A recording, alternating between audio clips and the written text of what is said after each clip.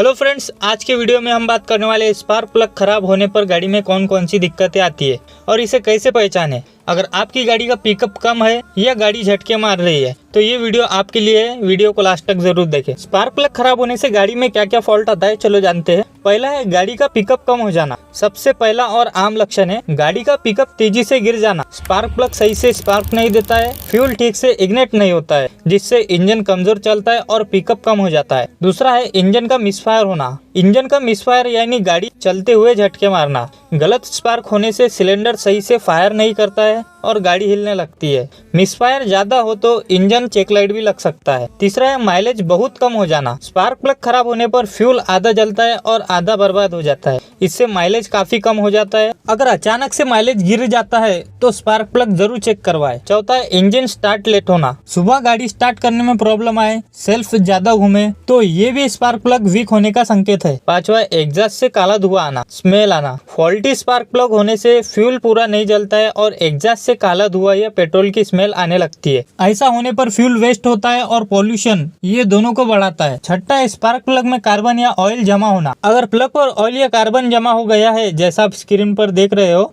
तो इसका मतलब है कि स्पार्क प्लग पुराना हो गया है या इंजन से अंदर से ऑयल जल रहा है। स्पार्क प्लग कब बदलना चाहिए? नॉर्मल स्पार्क प्लग 20 से 30 हजार किलोमीटर तक चलता है। अगर ये सब सिम्टम्स दिखे तो स्पार्क प्लग बदल लेना चाहिए। तो फ्रेंड, ये थे स्पार्क प्लग खराब होने के सबसे बड़े लक्षण। अगर इनमें से कोई भी प्रॉब्लम आपकी कार में है तो स्पार्क प्लग जरूर चेक करवाएं, क्योंकि छोटा सा स्पार्क प्लग पूरा इंजन का खराब कर सकता है। वीडियो पसंद आए तो लाइक, शेयर और सब्सक्राइब जरूर करें।